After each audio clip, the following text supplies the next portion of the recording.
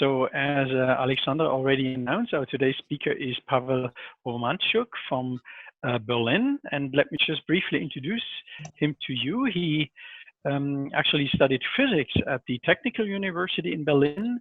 And then he did his PhD in theoretical physics related to active motion and swarming at the Humboldt University. And after that, he did a couple of postdoc stays. The first one at 2011 at the Max Planck. Actually, can you mute, Eduardo? Could you mute your? Yeah, perfect. Thank you very much. So in 2011, he did his first day as a postdoc at the Max Planck Institute for Complex Systems in Dresden, followed by a stay at the Physikalische Bundestechnische Anstalt at the Department of Mathematical Modeling and Data Analysis. Then he moved on to the Leibniz Institute at the Department for Freshwater Ecology and Fish Biology. And in 2014, he went with a prime fellowship to the University of Princeton, where he just, as he told me a minute ago, he just met Ian, who was then at the move to Constance. Since 2016, Pawel is leading an Eminöter, an independent Eminöter group at the Institute of Theoretical Biology at the Humboldt University, where he is now also one of the PIs in the Cluster of Excellence on Science of Intelligence, which, as you can already guess, has a very strong thematical overlap with the cluster we are having here in Constance. So in short, Pawel's scientific interests are centered around the application of tools in statistical physics and the application of stochastic methods to biological and ecological problems, very similar to the ones we are interested here in Constance. He is particularly interested on how collective behavior is shaped and constrained by locally available sensory information, and how to determine and visualize the corresponding information flows between the individuals in animal groups. So even Pawel is working entirely theoretical. He has strong links, strong collaborations with experimental groups, a long-standing collaboration, even dating back to his time as a PhD to the group of Ian. And he's actually using experimental data as empirical input for his models and to investigate the fundamental properties, but also the limitation of sensory perception in the context of information transfer with collectives. Okay, so Pawel, we are very happy that you could make it virtually under the given conditions to Constance, and we agreed that if you have questions in between, you can always interrupt Pawel during this talk, and we are now looking very much forward to your presentation. Thank you very much for the kind introduction. Okay, yeah, so welcome everybody. It's a great pleasure to be given the opportunity to present here my work, and actually since my links to Ian's group and have been quite old, and already during my PhD we started collaborating. I know a lot of people, at least from the Max Planck Institute for Animal Behavior, and working with Ian actually know me maybe from a number of visits to Constance. But today I'm actually also very excited to be able to present my work to the broader audience, hopefully also from people outside of biology who might be interested in this type of research. So the title of this talk is Collective Information Processing, and as Clemens already mentioned, I'm particularly interested in the interplay of self-organization, of self-organized structure, and the function of collective behavior. So maybe just a brief table of contents for what I'm going to talk about today. So I will first give a brief introduction and also state a little bit my broader research interest, but then I will focus on two recent projects that are either just published or just hopefully about to publish in a few months. And they are both theoretically driven. So despite, as Clemens mentioned, my strong interest in connecting to experimental research, and actually in recent years, my lab and myself also started to do experiments ourselves. So not only doing theory. And these two projects, or these two parts that I'm going to present, will be pure theoretical studies or modeling studies. And in the end, I will give a brief summary of the main points of these two parts. So let me jump into the topic. So I'm, as many of you probably are, interested in collective behavior. And if we look into nature, we see all these beautiful examples of collective behavior on different scales in biology, starting from the smallest scales of bacteria, moving up the scales up to the largest examples of collective migration in nature, which could be locust swarms consisting of millions of individuals spanning several kilometers in size. And as mentioned in the introduction, my background is physics. And coming from physics, you're actually interested, given all this emergent phenomena, are there any universal laws governing the self-organization of the systems? In particular, what could be the laws which differ these new types of active matter, as you would call it in physics, from the classical matter that we know, like, for example, solid states or fluids? So how are maybe these active fluids, if you think maybe of high density suspensions of bacteria, different from normal passive fluids? So this is a strong interest also of mine, really understanding the physics of this large scale collective systems. But what makes me particularly interested in the systems and really excited, and also made me move from pure physics more towards biology, is that these systems actually evolve to be collective. They evolve to fly together, to swim together, as being in a group provided an evolutionary advantage, evolutionary benefits to individuals within the group. And a lot of these benefits can be often associated with collective information processing. So essentially, a fish, maybe in such a fish school, can profit from the social information provided by others, either signaling, for example, presence of predators or potential information about food locations. And what I'm particularly interested in is to bring these two perspectives together, the one coming from physics. So what is actually the statistical physics, large-scale behavior of the systems, and how does it interplay with the biological function of evolutionary adaptations that we believe plays a crucial role in the evolution of this collective behavior. So before going to as I said, two specific examples of my recent research, I just want to give also a bit broader overview of my research interests. So my main research interest, or one of the main topics of my research group currently, is development of agent-based flocking models, or models of collective behavior, which explicitly take into account potential sensory constraints that individuals may exhibit. And in particular, I'm interested in visual interactions. So we have a lot of models in the literature on how collective behavior or collective movement can emerge. A lot of them rely on phenomenological assumptions on social forces, which assume that agents can, for example, recognize and integrate average over the velocity vectors of their neighbors. And here I'm trying to take a step back and ask the question, well, can they do it really? What happens if we just assume that they have only the visual input and really what the picture receives on the retina? Can they still coordinate emotion, or what information can they draw directly from that, and how can they efficiently coordinate on a global scale?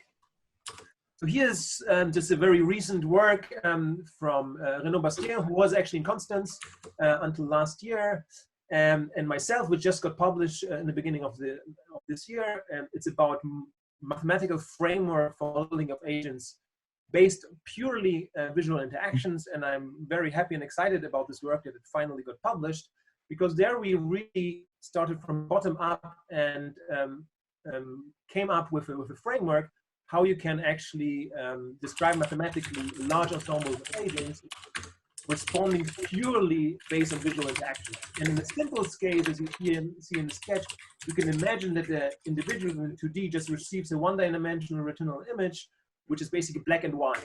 There's someone or there's no one. And there's no object recognition, no concept of distance, no concept that maybe other even agents are out there. And still, we could show that with this very minimal model, a vision-based model, you can observe beautiful coordinated movements and patterns that we actually also observe in much more different models, or the established classical social force models. But this is just a very recent example of our work. There have been many more papers where I have been actually interested in, can we move beyond the classical social force model? Can we move beyond alignment interactions, which typically assume that the agents can recognize the direction of motion of others? And recently, we also combined this with explicit experiments on fish. Another big research topic, especially recently, is looking at collective escape dynamics in fish as a behavioral contagion, and also on collective decision making, in particular on networks, on distributed spatial systems. And here, a very recent paper that we actually published in collaboration with Ian.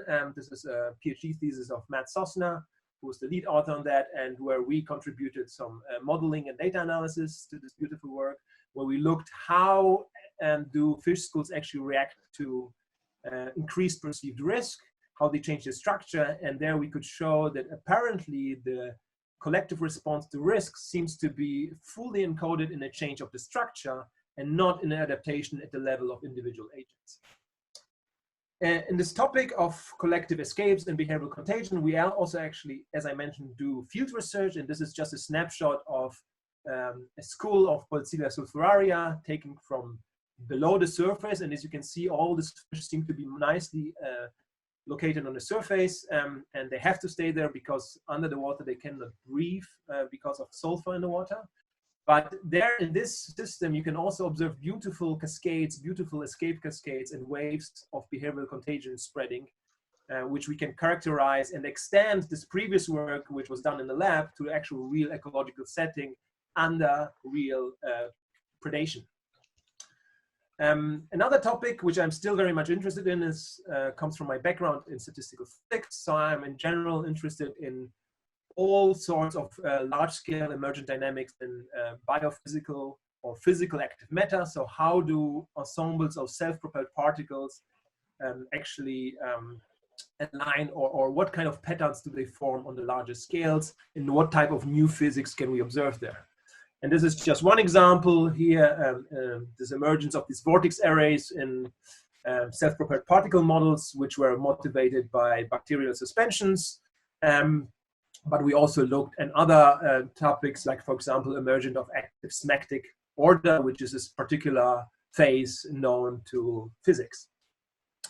And last but not least, I'm very much interested in the question how these above topics, which, you know, is this agent flocking, behavioral contagion, or maybe the emergent dynamics in active matter, how they actually may interplay with evolution and dynamics.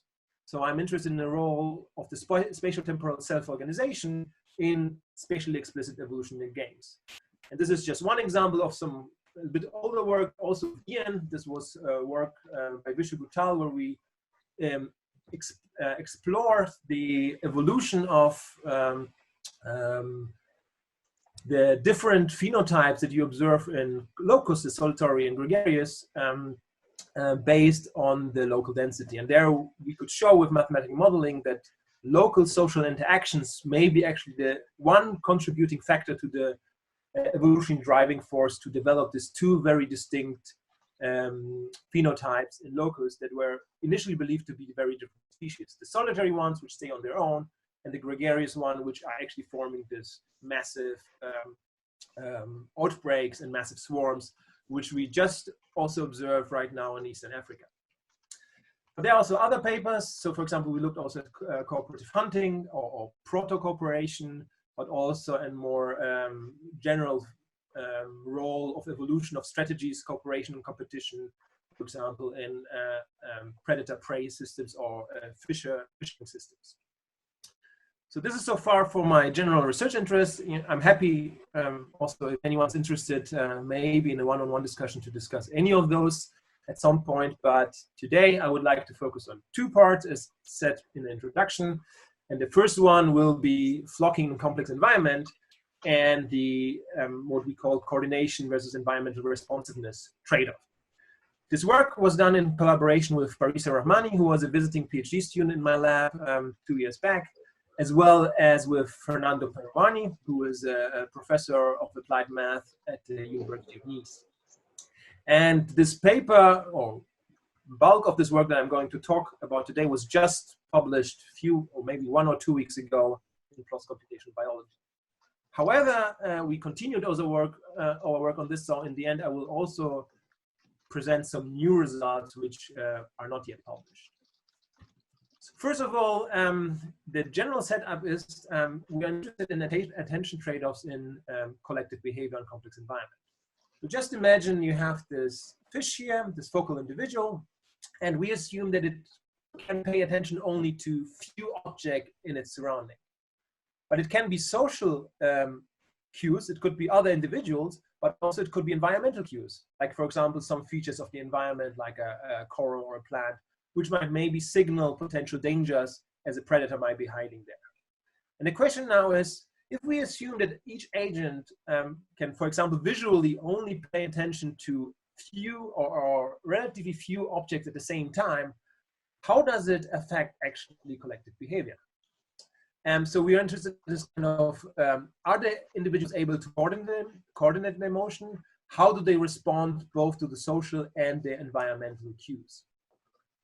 And the general setup of the model that we came up to study this question was the following. We have a lot of agents, let's say fish, for example, in a complex heterogeneous environment, which may contain a lot of environmental cues. Here indicate this as these little corals or plants, which the individual each individual may also want to pay attention to. Each agent has a limited attention capacity. It can only pay attention to k nearest object. So irrespective whether it's another individual or whether it's an environmental feature. But all agents try to coordinate the motion with the neighbors they detect within their k nearest object. However, they have also a specific response to these environmental features, and here we assume that they might signal danger. Therefore, each agent tries to avoid a zone around these environmental features. So basically, it's like a simple repulsion mechanism from the center, from this point-like distraction site. However, it only reacts with a response to this distraction site or environmental cue if this is within a certain range, which is really this, in the end, the size of this repulsion zone. And finally, we also add some informed agents that might know in this complex environment, well, there's actually a correct direction of motion, and this is where we should move to. So throughout this talk and this presentation, the right correct of motion will be towards the right, towards the positive x direction. And now the question is, how does this collective behavior, and in particular the ability of the entire system to follow the lead of the few informed individual, how does it depend on the attention capacity k as a governing parameter governing the response of individuals to social and environmental cues? So first, we can just look at the static interaction networks. So basically, who pays attention to whom at a given time.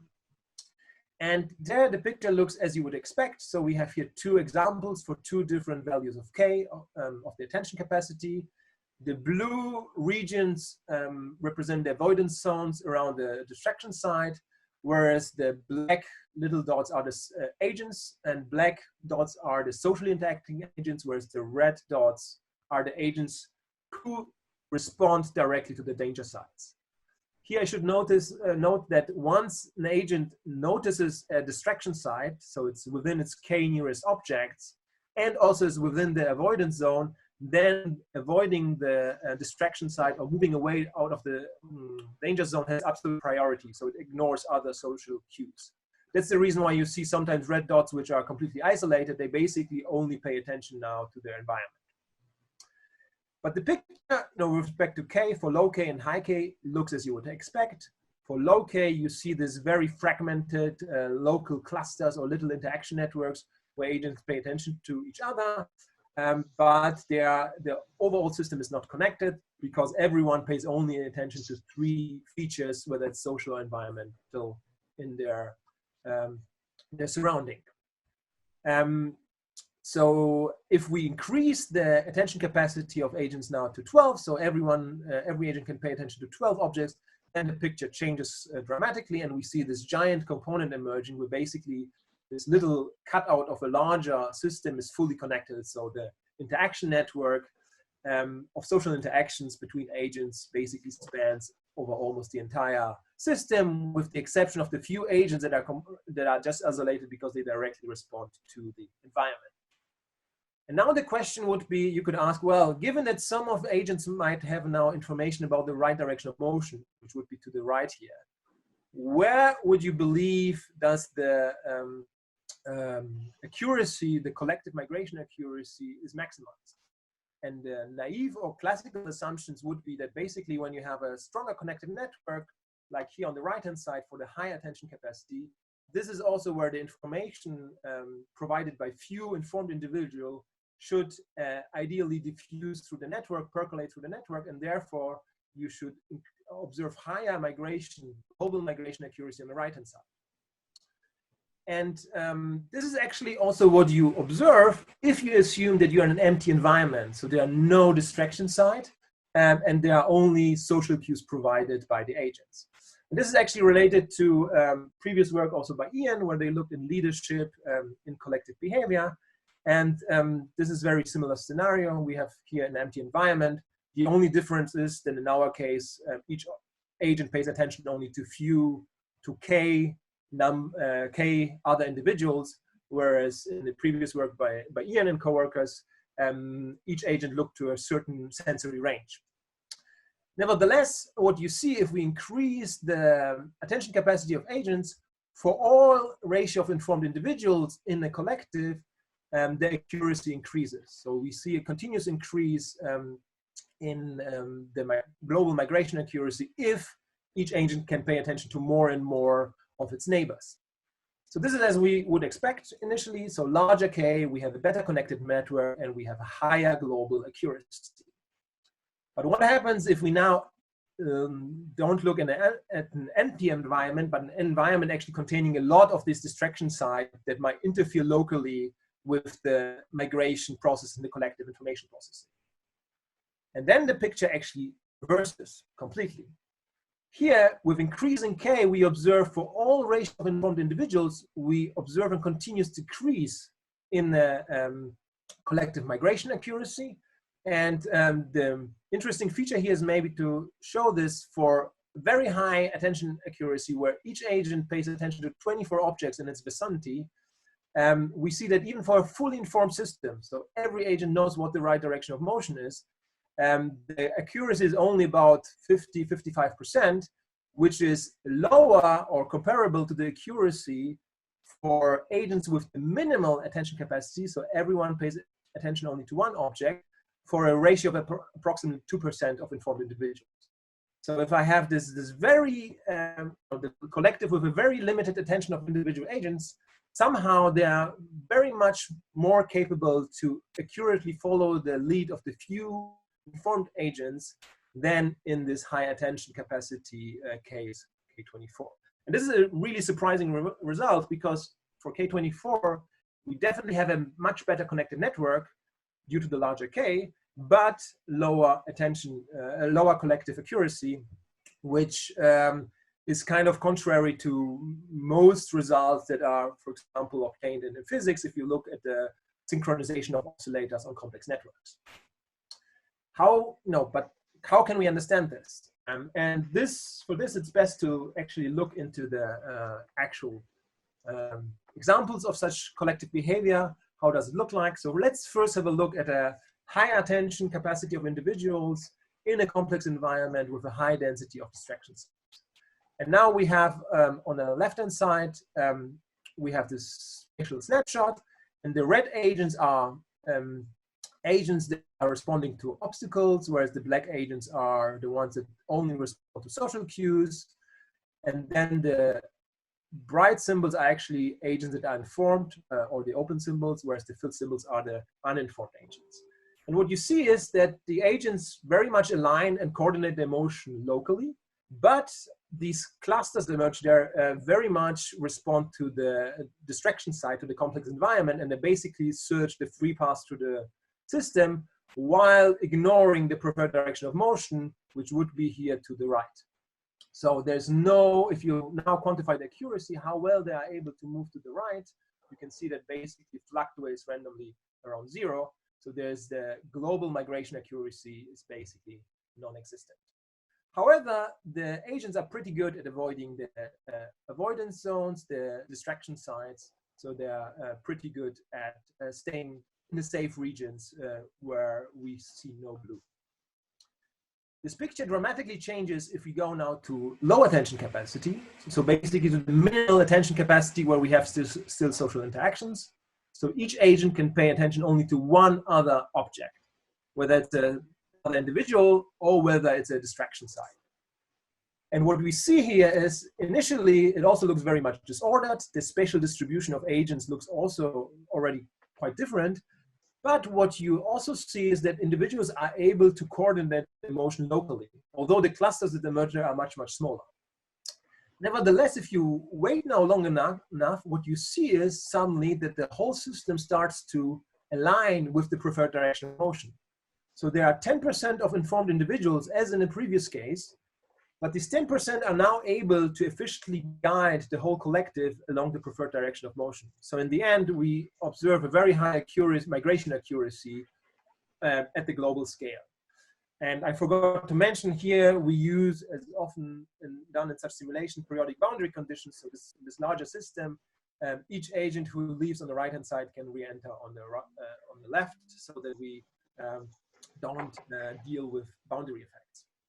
So overall, now the system is very good at migrating at this low k along the preferred direction of motion. But as you already noticed probably, is that basically these individuals run over the avoidance zones. They basically ignore the non-social environment, and their performance in terms of avoiding the obstacles, avoiding the avoidance zones is actually pretty bad. It's actually worse than solitary agents which would not socially interact, which is the black line at 1 shown here for normalization. So socially interacting agents at this low attention capacity are basically much worse off than individual solitary agents. And this led us to more systematic investigation. And what we find is that we can quantify this difference between collective accuracy and obstacle avoidance. So if you look at the collective accuracy versus attention capacity, it becomes maximized at low attention capacities. The different curves are now for different obstacle densities, so different complexity of the environment, so to say, with the blue curve being the environment with the lowest number of distraction sites, whereas the purple curve is here with the highest density of distraction sites. But what you can see is for all, as long as we have some environmental distraction sites in the environment, all these curves are basically obtain their maximum at small attention capacity. And if we increase attention capacity further, then the collective migration accuracy decreases. On the other hand, if we look at the distraction site avoidance, how well is the system or are the agents able to avoid these potentially dangerous areas, what we see is that exactly for the low attention capacity, the agents perform pretty poorly, much worse actually than the control, which are the solitary agents, now here shown again in solid line.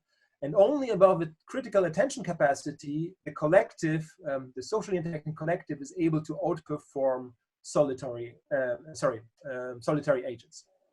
And this holds again for all different obstacle densities. So what we now identified that there's a fundamental trade-off. You can either coordinate very efficiently for low attention capacity in this complex environment, or you are very good at avoiding the local environmental cues, but not able to globally coordinate the migration for high attention capacity. So we believe that this is maybe a general feature of collective information processing systems, and it might be a fundamental trade-off comparable to speed accuracy trade-off, which is well known and well established also in collective dynamics. In our work, actually based also on reviewer comments, we did a lot of additional modification to test that how robust our results are, and they appear to be very, very robust. So you always observe this fundamental trade-off. For example, you can introduce active signaling of direct responders to the distraction sites. So if an agent starts to avoid a distraction site and move away from an avoidance zone, it can kind of signal to its network neighbors, here's danger, move away. And then we say all the social interaction partners of this direct responder only pay attention to its behavior, to its motion, and align with it. So they effectively also then use social information to potentially avoid this avoidance zone, which they didn't detect yet. It also holds if we increase the salience of distraction sites. So for example, you argue if it's really such a distraction site signals danger, then maybe agents should be much better at detecting these distraction sites. So we introduced a finite probability of an agent to detect a distraction site completely independent of the social input. And this, you also observe this fundamental trade-off as long as there's some interplay or interference between social and environmental cues, even if the environmental cues are much more salient. And even if you don't have any preferred direction of motion, you observe this fundamental trade-off. There you need to replace the migration accuracy simply by the random consensus direction that the collective agrees upon. So basically, if there's no preferred direction of motion, no informed individuals, the system picks a certain direction by itself. If you now think of this consensus as a accuracy, you obtain the same trade-off. You can also do other modifications. For example, you can look at structured environments, non-random environments, and here we just put in like a more or less distraction-free region in a circular arena, and this is now for high attention capacity again. As what you know, what you see is that you know, the agents realize, even without having global information, okay, there is this empty space, and after a while, with this high attention capacity, they are perfectly, almost perfectly able to stay mostly within the distraction site free, safe circle. However, there are also some informed individuals which still want to move to the right, but at this high attention capacity, the information provided by this informed individuals is completely ignored by the collective. This changes if we look at this low attention capacity case in such a structured environment.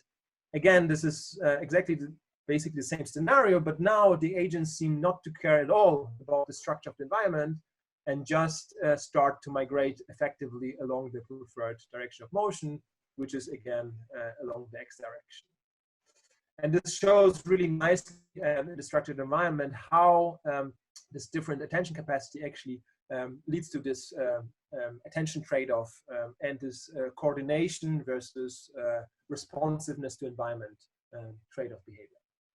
What is the mechanism behind this? Well, there are basically two main possible mechanisms, and both play a role in our case here. What can change with increasing attention capacity is, for example, the ratio of direct responders to distraction sites. So essentially, if I have a higher attention capacity, I'm more likely to detect directly that I'm too close to a distraction site, that I'm within a danger zone. But also there's a second effect that with increasing attention capacity, other individuals who are actually not in the avoidance zone can start to detect, are more likely to detect other agents that actually respond to a distraction site. So that would be like indirect responders to social interactions. There will be the first neighbors of a directly responding individual. And what is shown here is that we can show that with increasing obstacle densities, both effects start to play a dominant role. And this is, the blue curves are now for the low attention capacity. There's basically low ratio of direct responders, and there's also a even lower ratio of indirect responders, which is completely different for the red curves, which is the high attention capacity, where at the highest obstacle density, basically the direct responders and the indirect responders together already constitute almost the entire collective. So basically everyone is either directly responding to an obstacle or is responding or socially interacting with someone who's responding to an obstacle. But this happens only for this high K, whereas at low K, because of this attentional bottleneck, basically the system self-organizes in these little clusters, and the attention of individuals becomes saturated by social cues. Because if you move together, you tend to be close to each other, so you're more likely to see other neighbors within your k-nearest object than distraction sites. Okay, we can also look more explicitly now what could be the benefits and costs of the different types of collective information processing. For example, it could be that collective migration yields some benefits, whereas being too close to obstacles yields some costs. So you can ask now for something like a fitness function, which behavior should the collective adopt? And here we just use now a simple global fitness function where we have this very simple two-term, depending on very simple two terms. One, C is the collective migration accuracy, and A is the obstacle avoidance. And then we have just one single parameter which describes the relative costs or relative benefits of avoidance of this distraction sites versus collective migration. And the function is defined in this way, that solitary agents which do not socially interact would yield fitness of 0. So the attention limit now is here on the K, on the x-axis, whereas the relative benefits is now on the y-axis, and the heat map shows this global fitness. And what you see are these two maxima.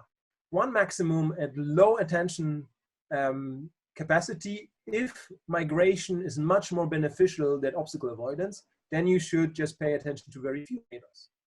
But if we now increase the costs of being too close to the distraction site or being in the danger zones, then you see that the global fitness decreases. At some point, it becomes the same as solitary agents, and then it actually becomes detrimental to socially interact. So you actually perform worse than solitary agents.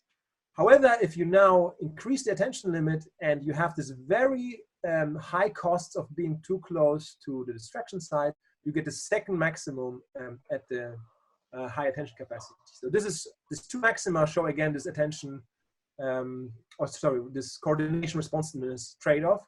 So you cannot have both at the same time. But this is now something like group fitness or collective fitness. This is like the optimum at the level of the entire collective. And as biologists, you always start to question, well, but what about actual evolutionary dynamics, which happen at the level of individuals? So this leads me to the project of Saskia Grabe, who is a master's student in my group right now, and where we ask the question, is this global optimum actually an evolutionary stable strategy? And instead of a global fitness, we increased individual level fitness. So this is now the fitness of agent I, and it has 3 contributions. First contribution is we have some benefits of migration along the preferred direction of motion, and this factor B describes how beneficial this migration is to the individual.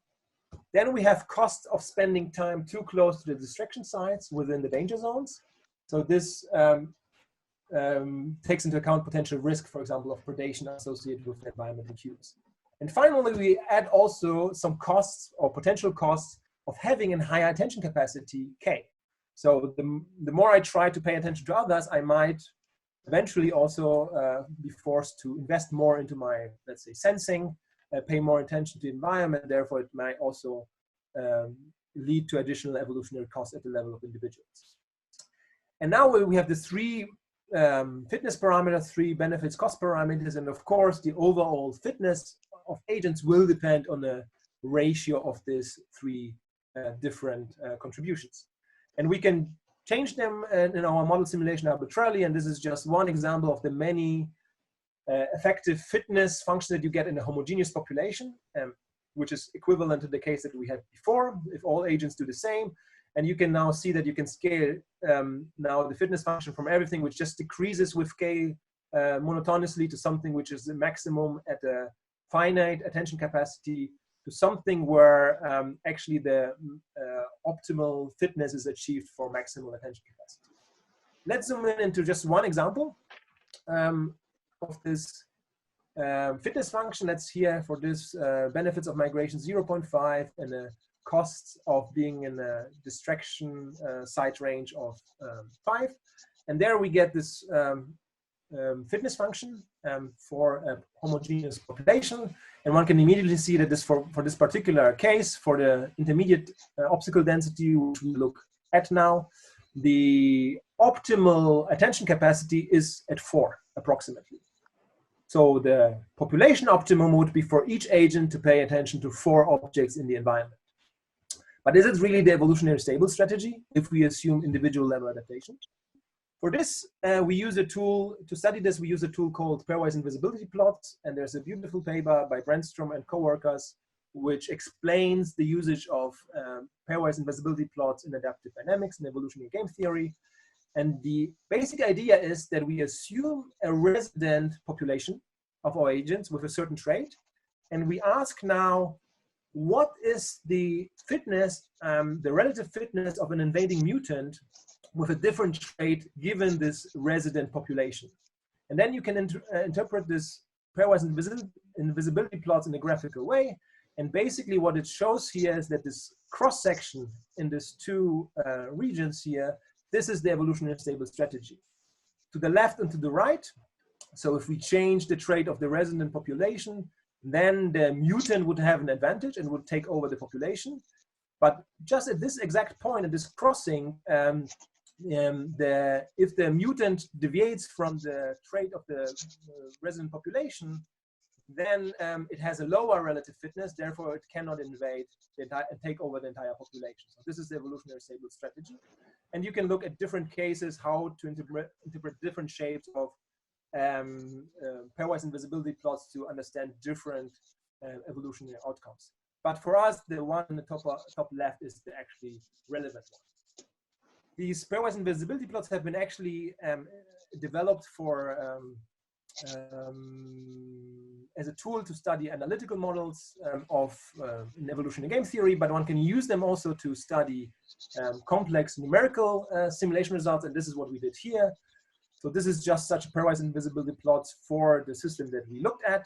Now this is the K, or the attention capacity of a resonance strategy, and this is the attention capacity of a mutant that we may introduce into the system.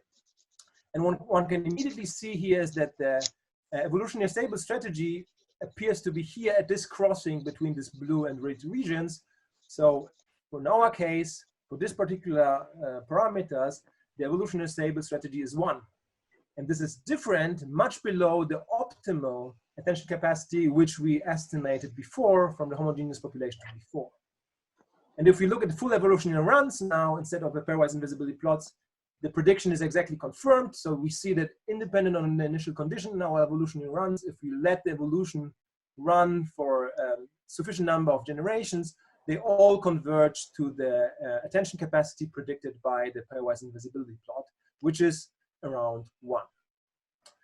So now the question is, what happens there? Well, we can, for example, look at the absence of social interactions now, where we can generate the same fitness functions with a maximum at approximately 4, and then look at the pairwise invisibility plots, which is now a little bit more coarse-grained shown here.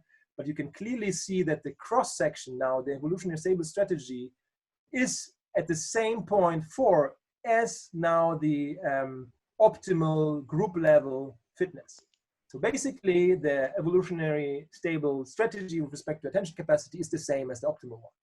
If we don't have any social interaction, so the agents just respond on their own to the environmental features. This shows us that in the presence of social interactions, we get something which I like to refer as a tragedy of the common information, because it's exactly the same effect as we have in the tragedy of the commons. If we start with a homogeneous population at the optimal value, k equals 4, any agent that decreases its attention capacity only slightly can benefit from the social information provided from the others, and therefore outperform in terms of fitness the resident population. And eventually, through this mechanism, the whole population shifts to the evolutionary stable strategy, which is far below the optimal one. Okay, so this is so far for the first part, and I just noticed I'm far out of time, so I will have to move quickly through the second part. Are there any questions regarding the first part right now? If not, maybe the question is, how much time do I have left? How much you need might be something like 15 minutes. Is that okay?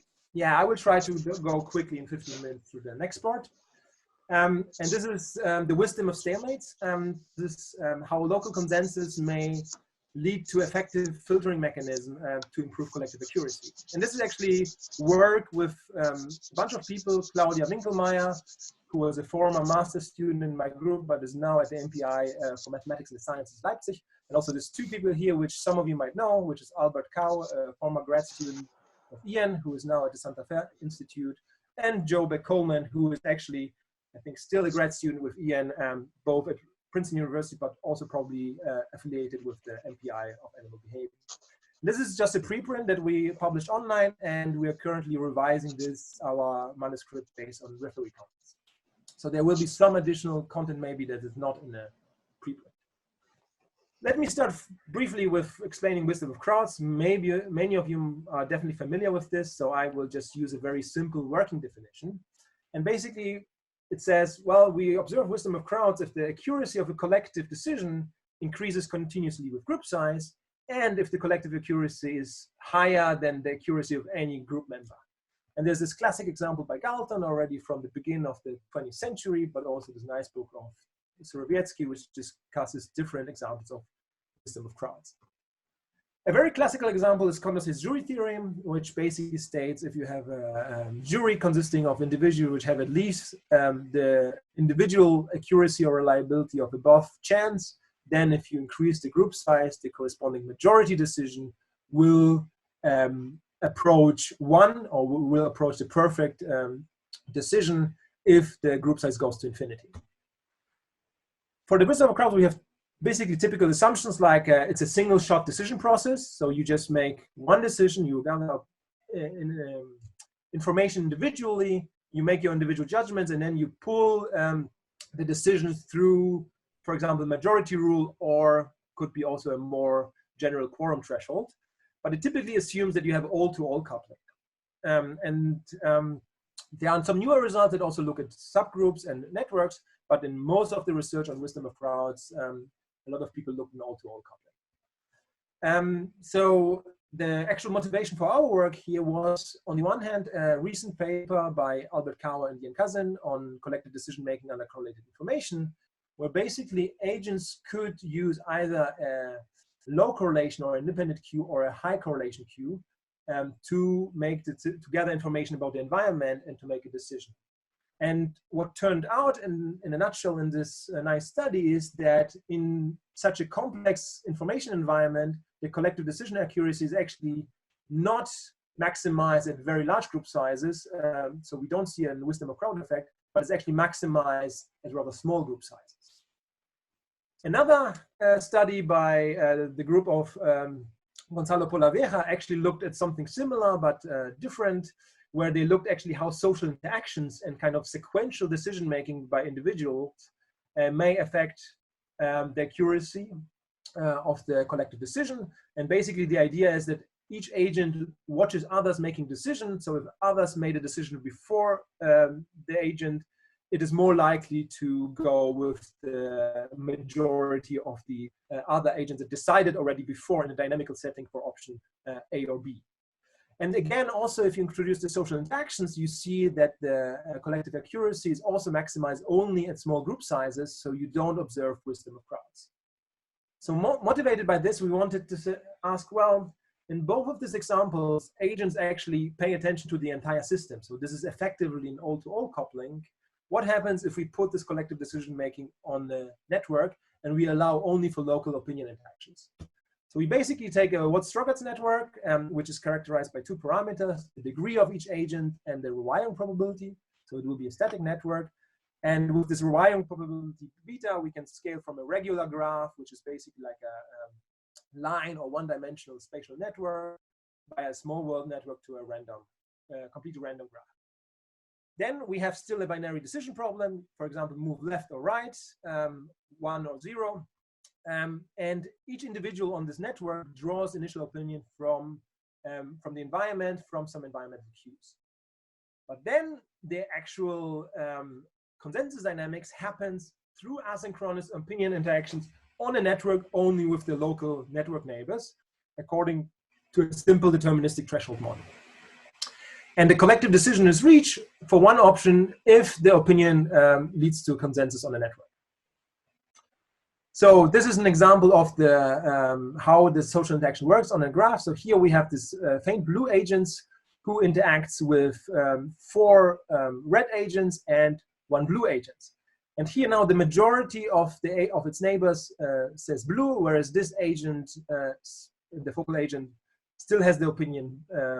Sorry, the majority of agents says red, but the focal agent thinks it should be blue. But because of its majority different opinion, it changes, it updates its opinion to red. On the other hand, we have an example where no update takes place. So here we have a focal agent which thinks it should be red, but then half of its agent think it should be red, but the other half thinks it should be blue. So there, among its neighbors, there's no actually clear majority for one or the other option. So it's a 50-50. In this case, the agent doesn't update its information. And in this kind of local information dynamics, you can actually have networks which can lead to stalemates. And this is the most minimal example that you can imagine of a stalemate. For example, no agent will switch an opinion in such a N4 network, because for all the agents which are connected to agents with differing opinion, there's another agent that counterbalances the differing opinion. And now we can look what happens to consensus decision through this local network interactions. And what we could show is that actually, if we look at the consensus decision on a network, it outperforms Condorcet's jury theorem. And this is shown here in this plot. So this is now for some reliability of individuals 0.55. So they are not very reliable, but they are slightly above chance.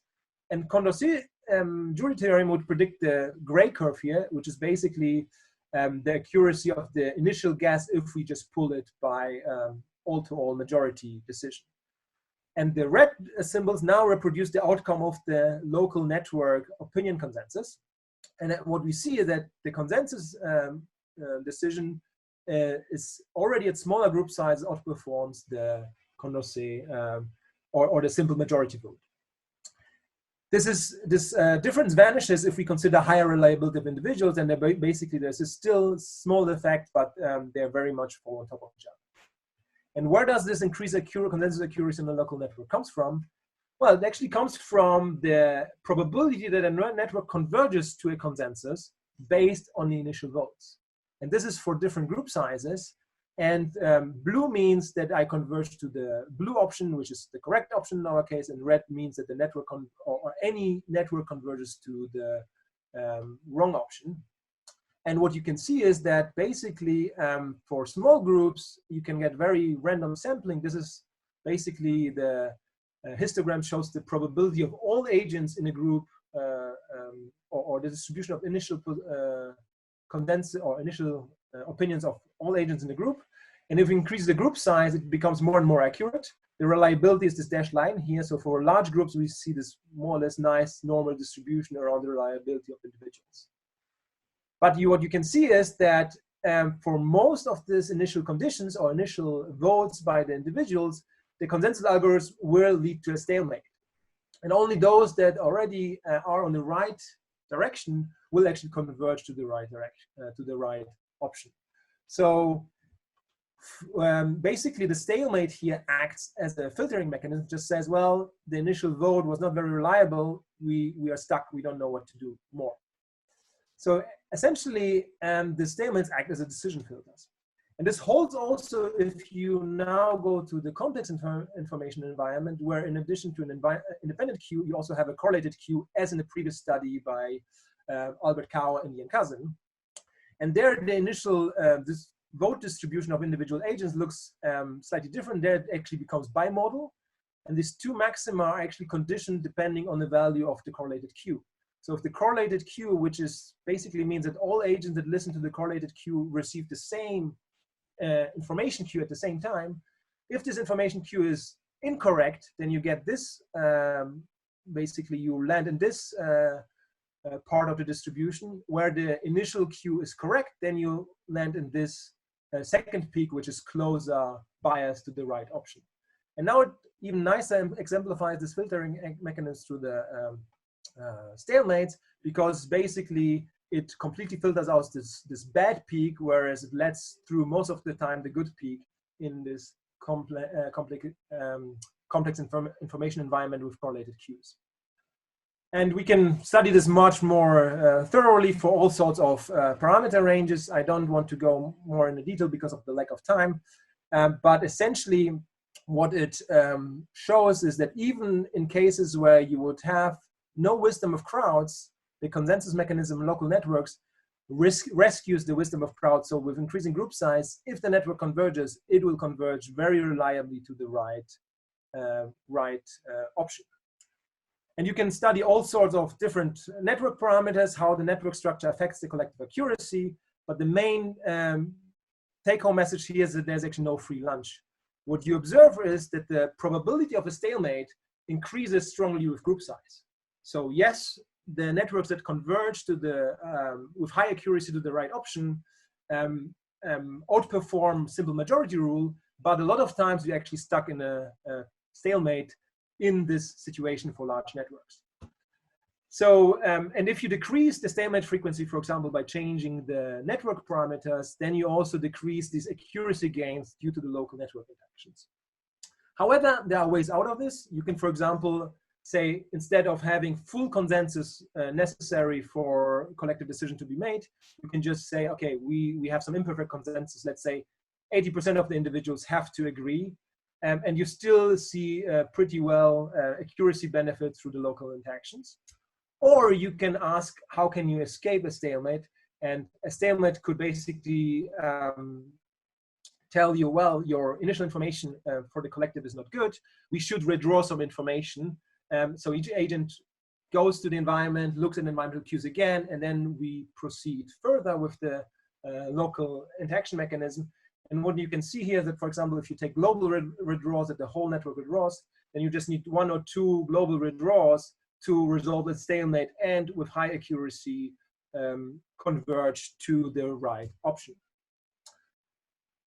So in the end, what will be the optimal behavior will, of course, depend on the costs and benefits of deciding for the correct option, or the costs of actually making the wrong decision as a collective. But also something which I didn't speak about so far, what happens if the stalemates might be costly, because they might mean, for example, temporal cost, as the group cannot decide whether to go left or right. And of course, then the optimal behavior of the group will be determined of this different ratio of these different costs and benefits. Because of the lack of time, I don't have to go time to go more into detail. So let's come to the summary of the 2 parts. So in the first part, I talked about this coordination responsiveness trade-off, and especially how limited attention can enhance global coordination through self-organized isolation from disrupting environment. And also that actual evolution dynamics leads to something which I refer to a tragedy of common information. In the second part, which you just heard, I briefly browsed through our recent paper on how stalemates may have actually a function in collective decision-making and may act as filters to filter out unreliable initial environmental sampling by the members of the collective. And that's the end. Thank you very much for, I should thank my collaborators who were involved in this study and also the different funding bodies. But in particular, I thank you for being so patient with me and for listening to this online talk. So thank you very much, Roman, to this very nice talk. I see here a lot of response already. Thank you for the interesting talk. A lot of this has brought me back a little bit to like attentional studies that you see in rodents and primates when it's visual attention. And when you talk about limited attention for the individual, I mean, I'm wondering if you have taken into account the so far 2 primary or 2 known attention systems, spatial attention versus feature-based attention, where you either restrict your attentional focus on a given, like a flashlight kind of a zoom in area, versus if you think of a feature, the color red, you try to find your best friend as a football game, you know he's wearing a red shirt and everything that is red is highlighted, so you have a much broader kind of sense. But given at that point, sacrificing the real local one, for instance, if you know he's going to sit in block C and come down these stairs, if something like that has been actually accounted for in your model, as I wonder, since it's all individual brains still functioning, as a collective then, if individual brain mechanisms play then a role in the model as well for the collective. Mm-hmm. Yeah, thanks. This is an excellent question. So we are kind of really coming from this kind of macro scale collective behavior literature. So of course we try to model the individual agents very simple, in a simple possible way. But we are definitely inspired also by the known results on how many motion cues apparently a human can track simultaneously. And if you want to coordinate the emotion, you would believe that you somehow need to also track which direction are your neighbors moving to. And from human psychophysics experiments, at least, it's believed that they can pay attention to 4 to 6 objects in their short-term memory, so this dynamical cues. But of course, you're right. We have humans, but also vertebrates, and also most biological creatures are much more complicated than this, and they have different machineries for different types of attention. And so what I believe is that our model doesn't say, well, that's the only type of attention they have.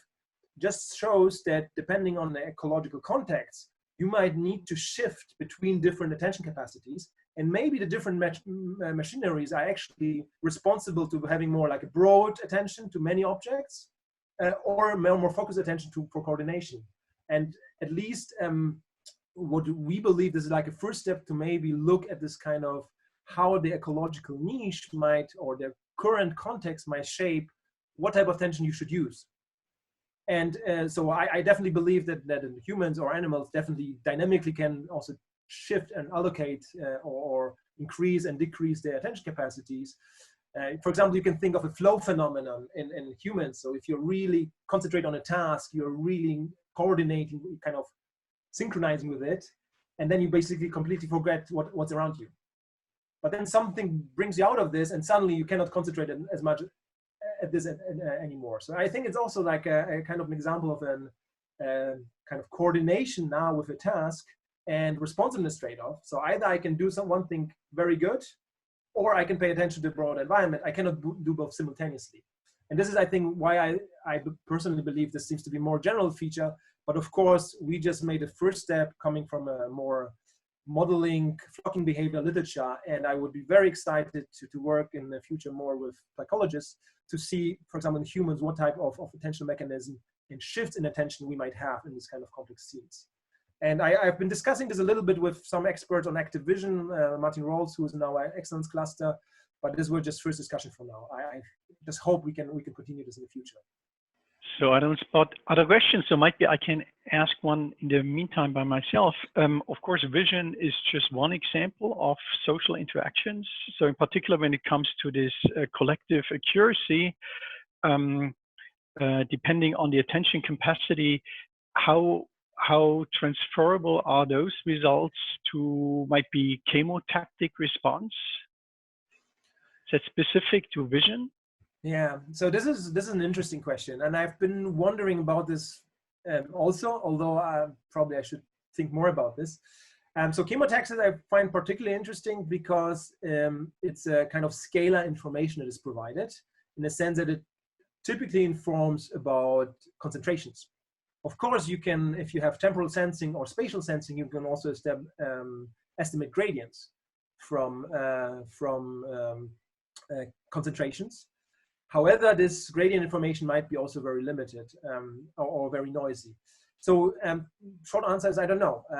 I think there might be some trade-off if you now really think about, for example, the cellular signaling machinery, and depending, for example, what type of cues you might have, chemical cues in your environment, which could be provided from other agents, like bacteria extract, for example, metabolic products, which can be chemoattractants to other agents, versus chemical cues which might come from the environment.